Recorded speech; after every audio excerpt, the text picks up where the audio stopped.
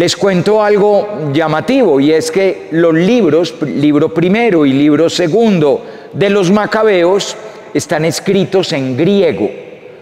Por el hecho de estar escritos en griego, es muy sorpresivo, es muy llamativo. Los judíos no los tienen incorporados dentro de su Sagrada Escritura, porque los judíos que consideran Sagrada Escritura los libros de nuestro Antiguo Testamento, lo que nosotros llamamos Antiguo Testamento, pero que están escritos en hebreo. Y como estos libros de los Macabeos están escritos en griego, entonces los judíos no lo incorporan a su Biblia, a su Sagrada Escritura. Cuando los protestantes se separan de la Iglesia Católica a partir de 1517, con lo que vamos a llamar el cisma de Occidente, los protestantes van a mirar cuáles son las Sagradas Escrituras de los judíos. Y al ver que las Sagradas Escrituras de los judíos solamente tienen unos libros y no otros, van a tomar el Antiguo Testamento de los judíos, no el Antiguo Testamento de la Iglesia Católica. Eso explica por qué las Biblias protestantes carecen de unos libros que nosotros sí tenemos. Nosotros los católicos tenemos, por ejemplo, el libro del Eclesiástico, escrito en griego. Los protestantes no. Tenemos el libro de la Sabiduría, escrito en griego. Los protestantes no. Y tenemos los libros 1 y 2 de Macabeos y otros libros, unas partes del libro de Esther, una parte también del libro de Daniel, etc. Esos libros son conocidos como los libros deuterocanónicos. Cuando uno se acerca a una Biblia protestante, esa Biblia protestante no tiene estos libros. Pero ¿dónde está lo llamativo? Y que es muy paradójico.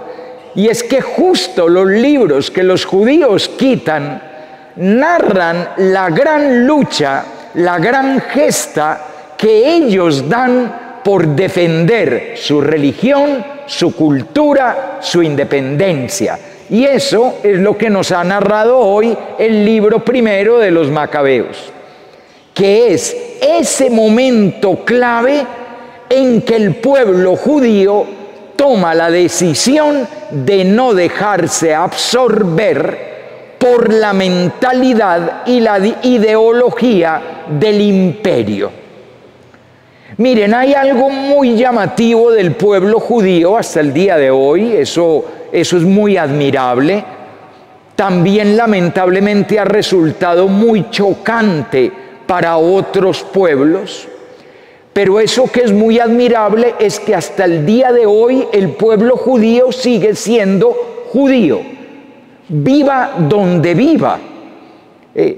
El pueblo judío fue dispersado por toda la faz de la tierra de la época en el año 70 de nuestra era, es decir, esto es hace muchísimo tiempo, y a pesar de haber ido a otro y otro lugar, los judíos siguieron siendo judíos, con la mentalidad judía, con la cultura judía, con la ley judía, con las expectativas y con la religiosidad judía.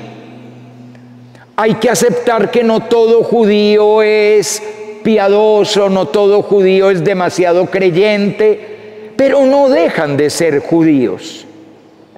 Y esto a pesar de haber vivido en España, en Alemania, en Rusia o en Estados Unidos, y sin embargo la comunidad judía sigue siendo judía, no se ha dejado, no se dejó asimilar, no se dejó imponer la cultura de Asiria cuando estuvieron en Asiria exiliados, no se dejaron imponer el mundo babilónico, no se dejaron imponer el mundo persa, pero sobre todo no se dejaron imponer la cultura helenística, que pretendió realmente imponerse. De alguna manera, tanto los babilónicos como los persas permitían a los pueblos ser como ellos eran, que también lo va a hacer después Roma. Roma va a permitir que la gente sea como es. Roma no va a imponer propiamente su religión, con salvedades, porque una de las cosas que Roma sí va a imponer es la adoración al César, y ahí van a ser perseguidos muchos cristianos. Pero en cambio este movimiento del rey Antíoco IV Epífanes lo que quiere es imponer la cultura griega a como dé lugar, con todo, con su mentalidad, con su filosofía, con su ciencia, con sus usos y costumbres y con su religión y sus dioses. Y el pueblo judío va a decir no. Evidentemente va a haber los que, a cambio de ser amigos del rey y de oro y plata y de agasajos y todo eso, van a traicionar la fe. Pero va a haber toda una reacción del pueblo judío de defender la alianza, de defender la ley del Señor, de defender esa pureza de su compromiso con Dios y de defender su cultura, su religiosidad y su pertenencia a Dios como pueblo amado de Dios.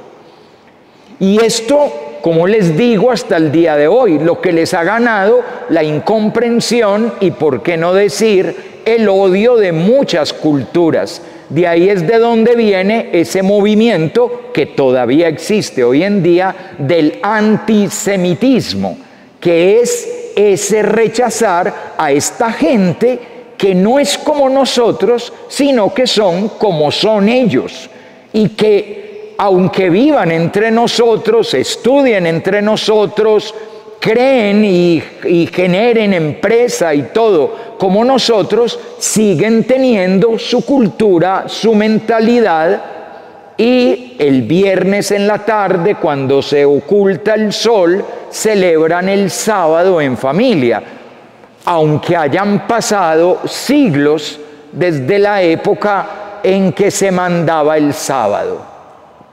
Pues bien, este camino de defensa de su fe y de su cultura y de lo que ellos son, comienza en este relato de hoy. Ubíquense más o menos en el año 170, 165 antes de Cristo. Estamos en el siglo II antes de Cristo.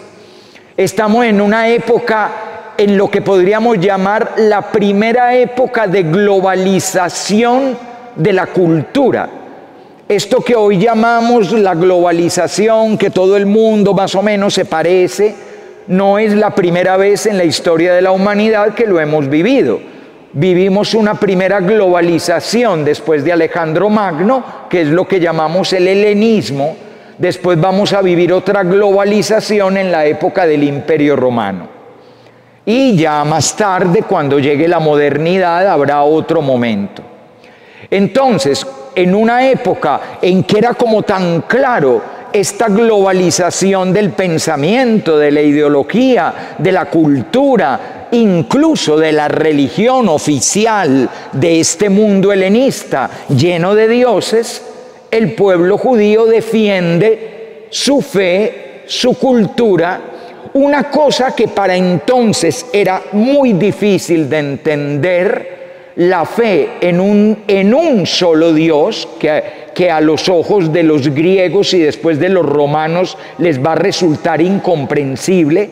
¿Cómo así que un solo Dios? La fe en un solo Dios que no se puede representar, que no se le puede nombrar, que no vive, que no tiene propiamente un templo porque es tan grandioso que excede todos los templos. Ese Dios inefable, eso al mundo griego y luego romano les va a resultar incomprensible. y lo van a mirar con desprecio, como si eso significara que estos pobres hombres, estos pobres judíos, son unos atrasados y unos primitivos. Y por eso van a querer imponerle la cultura. ¿Qué va a hacer el pueblo judío? Se va a rebelar. Y se va a rebelar de dos maneras. Se va a rebelar de manera armada, es decir, con lo que podríamos llamar con una revuelta, y se va a rebelar de una manera piadosa. Las dos cosas, grupos diferentes. El grupo armado, que va a ser una revuelta violenta, van a ser los macabeos. Y los macabeos, fíjense lo que dice, se fueron al monte. Eso nos suena a todas las historias de las revoluciones humanas. O sea, esta gente se va al monte y organiza una guerra de guerrillas y le va a ganar al ejército griego. Los van a ir venciendo hasta que al final incluso van a tomar el poder. E Israel va a tener un lapso de tiempo de cierta independencia o de independencia política, que de todas maneras a los ojos de los piadosos no va a ser el cumplimiento de las promesas, porque los reyes que va a haber no son descendientes de David. Y la promesa de Israel es que el verdadero rey sería descendiente de David. Obviamente, pues nosotros sabemos quién es el verdadero rey, descendiente de David, que lo vamos a celebrar este próximo domingo, nuestro Señor Jesucristo. Muy bien. Entonces van a tener incluso una independencia política. Lo que pasa es que después van a tener una guerra civil, y la guerra civil va a terminar muy amigablemente con un señor un poquito poderoso llamado Pompeyo, que en el año 63 a.C. toma posesión de Jerusalén, y ahí sí ya no conversó nadie, porque llegó el Imperio Romano, y al Imperio Romano no le tose absolutamente nadie, porque son las legiones romanas, y las legiones romanas hasta el siglo V van a dominar el mundo. Pero esa fue la parte de la revuelta. Y que ustedes ven que esto no es así como muy elegante que seamos. Un judío sale a cumplir el decreto del rey de sacrificar a los ídolos, y Matatías lo degüella en el altar, y de una vez va matando al representante del rey, y arranca una revolución, y una revolución violenta para defender la cultura, la religiosidad y la alianza judía, y van a terminar conquistando una cierta independencia. Pero al lado de este grupo aparece otro grupo, que con lo que terminaba el relato de hoy, un grupo de gente piadosa que, viendo esta situación tan difícil que hay, que nos están obligando a traicionar la fe, huyen al desierto para vivir en justicia y santidad la alianza de Dios. Y ahí en el desierto empieza una experiencia de fe de esos judíos que van a vivir con escrúpulo, con intensidad, la fe en el Dios de ellos, en el Dios de la ley y de la tradición, con el deseo de llevar una vida de santidad. De aquí mismo, de ese grupo que se va al desierto, con el paso del tiempo aparecerá una secta de unas personas que quieren ser santas por su propio esfuerzo, y que se van a separar de los demás, y se van a llamar a sí mismos los separados, porque nosotros no nos contaminamos con la impureza que tienen los demás. Los separados, en hebreo, los fariseos. Y si ustedes se fijan con eso, ya llegamos a la época de nuestro Señor Jesucristo. Y todo comienza acá, en este relato que hemos leído hoy. Pero también miren una cosa que resulta hoy. Recuerden que en el Evangelio de Lucas Jesús va subiendo hacia Jerusalén. En ese camino de subida a Jerusalén, la escena de hoy es muy conmovedora, porque la escena de hoy es cuando Jesús trepa el camino y ve la ciudad de Jerusalén al fondo. Jerusalén, ese es el nombre de la ciudad. A pie de letra significa la ciudad de la paz. Jerusalén, Jerusalén, Jerusalén, si reconocieras tú también en este día el camino que conduce a la paz. Cuando Jesús contempla Jerusalén sucede algo contradictorio. Lo que hacía el peregrino típico judío cuando subía el camino a Jerusalén y la contemplaba, veía la ciudad santa, era que el peregrino judío explotaba de alegría. ¡Qué alegría cuando me dijeron, vamos a la casa del Señor! Pero Jesús no explota de alegría, sino de tristeza, porque Jerusalén no conoce el camino que lleva a la paz. Y resulta que tendría que ser la ciudad de la paz, pero no es la ciudad de la paz, sino todo lo contrario, es la ciudad de la destrucción. Tus enemigos te rodearán de trincheras, te sitiarán, apretarán el cerco por todos lados, te arrasarán con tus hijos dentro y no dejarán piedra sobre piedra. ¿Qué está narrando Jesús? Está narrando los acontecimientos del año 70 de nuestra era.